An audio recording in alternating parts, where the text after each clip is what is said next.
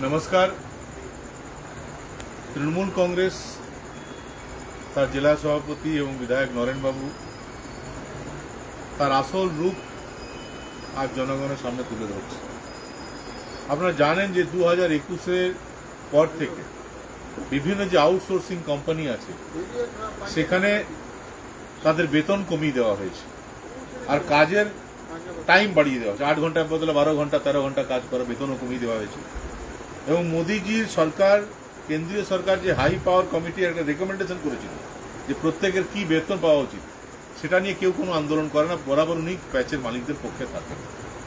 এবং এই ধরনেরই একটা আন্দোলন এই কেন নাম তোমার রাজীব হরিজন ও একটা শ্রমিক, ও মনে করেছে আমি প্রাপ্য আমার পাওনা পাচ্ছি না, সে কারণে লেবার কোর্টে একটা কেস করেছিল যে আমি ঠিক, এটাই তো লেবার কোর্ট কিসের জন্য তৈরি হয়েছে যে কোনো শ্রমিক যদি মনে করে যে আমি ঠিক আমার হক পাচ্ছি না সে লেবার কোর্টে যাবে, লেবার কোর্ট বিচার করবে হক ঠিক না ভুল।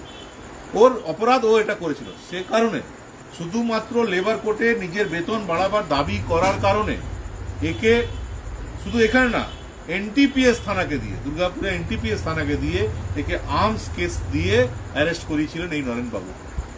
কতদিন জেলে ছিল তুমি? 8 দিন ও জেলে ছিল। পরে বিচারক মনে করেছেন যে ফলস কেস, বেল পেয়েছে। এবং আজকে যেহেতু প্রতিবাদী মুখ, যেহেতু শ্রমিকদের জন্য লড়াই করতে গিয়ে কেস খেয়েছে, যেহেতু শ্রমিকদের জন্য আগামী দিনে লড়বে এই অঙ্গীকার করেছে, তাই আমরা সবাই মিলে ওকে আজ ভারতীয় জনতা পার্টির পতাকা হাতে তুলে দিচ্ছি।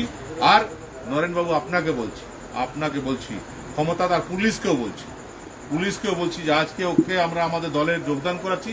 পুলিশ এবং নরেন বাবু আপনার ক্ষমতা থাকলে এর এবার আঙুল দেখিয়ে দেখান। পুলিশকেও বলছি যে কেস দিয়েছিলে তো, হিম্মত থাকলে আবার ওকে কিছু করে দেখো। আমরাও কত ধানে কত চাল বুঝিয়ে দেবো। भारत माता की जय, भारत माता की जय, भारत माता की जय, भारत माता की जय, भारत माता की जय। गरीब শ্রমিকদের স্বার্থে বিজেপি লড়ছে, লড়বে, আউটসোর্সিং কোম্পানি গরিব শ্রমিকদের স্বার্থে বিজেপি লড়ছে, লড়বে। পাওয়ার কমিটির রেকমেন্ডেশন অনুযায়ী বেতন দিতে হবে, পাওয়ার কমিটির রেকমেন্ডেশন অনুযায়ী বেতন দিতে হবে। প্যাচের মালিকদের সঙ্গে নরেন বাবুর গোপন আতাত মানছি না, মানবো না। প্যাচের মালিকদের সঙ্গে নরেন বাবুর গোপন আতাত মানছি না, মানবো না। ধন্যবাদ।